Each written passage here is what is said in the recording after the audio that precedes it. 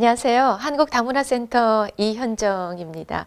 오늘은 여러분과 중국 역사의 반은 거의 우리 역사다. 이런 제목으로 여러분을 만나 뵙게 됐습니다. 사실상 동이족이라고 중국 사람들이 명칭은 했지만 이 동이족, 동호족이라고 하는 그런 민족은 요나라, 금나라, 청나라 우리와 또 같습니다. 그래서 그런 의미에서 오늘 요나라부터 이야기를 해드릴게요.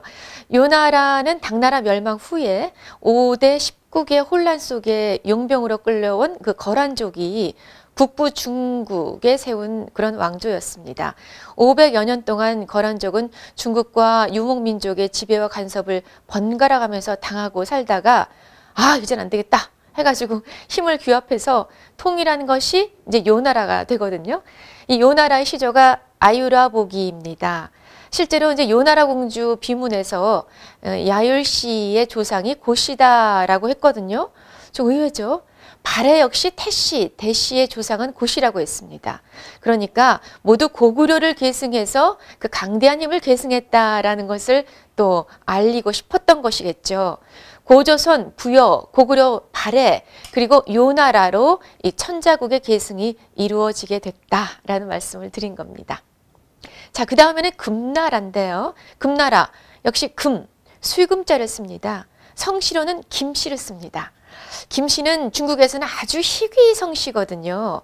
금나라를 세운 사람은 아골타입니다. 이 아골타의 시조는 중국의 금사라는 역사 기록서를 보면 금의 시조는 이름이 김한보다 그는 원래 신라 말 고려 초에서 넘어왔다 이렇게 적혀 있어요. 금나라의 역사서 금사에 이렇게 써여 있습니다. 원안부에 오래 살았고 아골타의 시조가 되었다라고 되어 있습니다.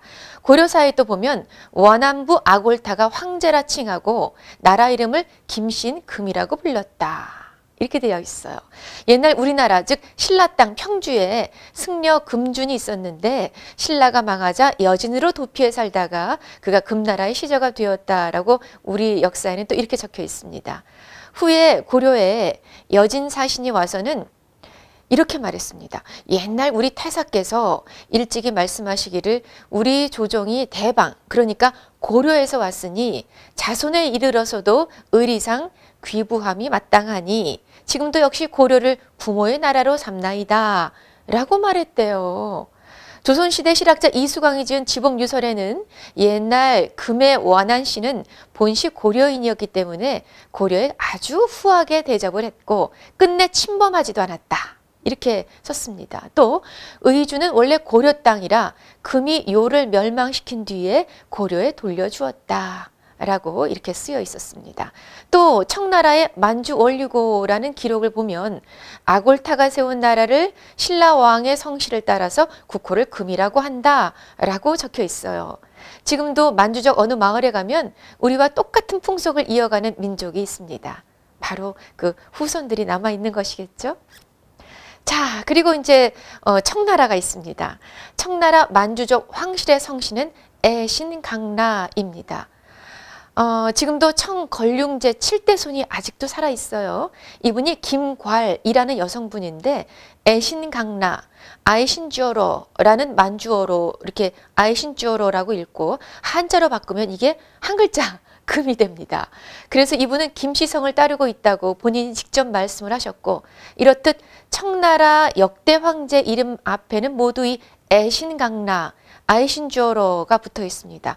여러분 혹시 그 마지막 황제라는 영화 보셨어요? 그 첫 장면이 아이신주어로라는 그 명칭이 탁 나옵니다. 그게 바로 금, 김이라는 말입니다. 청은 조선을 부모의 땅이라고 했습니다. 여진족 추장 누르하치는 금나라를 기리며 나라 이름을 후금이라고 지었거든요. 금나라가 망하고 금의 후예들이 400년 뒤에 후금을 다시 등장시킨 겁니다.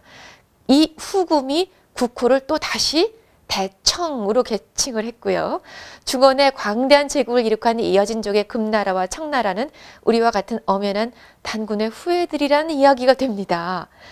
역사적으로 볼 때 고구리의 후예가 대진국, 즉 발해고, 또 대진국의 후예가 거란족, 요나라와 여진족 금나라고, 또 금나라를 이은 것이 청나라고, 이런 계보는 중국 역사서에 더 자세히 기록이 되어 있습니다. 이를 두려워한 중국이 동북공정을 단행한 것이죠. 청나라 흠정 만류 원류고에 보면 만주 원류고에는 청이 나라를 세우고 땅을 열어 처음으로 일어났던 동방은 왕조를 일으킨 기반으로서 땅이 신령하고 상서롭다 하면서 숙신, 부여, 음루, 사만, 물길, 말갈, 발해, 신라, 백제, 금을 만주족의 뿌리로 여기고 있다라고 말을 했습니다. 자, 오히려 중국 역사서에 더 훤히 드러나고 있는 이 동이족의 이 흐름과 이 뿌리. 자, 우리는 이런 다문화 시대에 정말 오히려 다문화 시대에 우리의 진정한 뿌리는 무엇이며 어디서 왔으며 어디로 흘러가고 있는지 이 정도는 알고 있어야 되지 않을까 싶었습니다.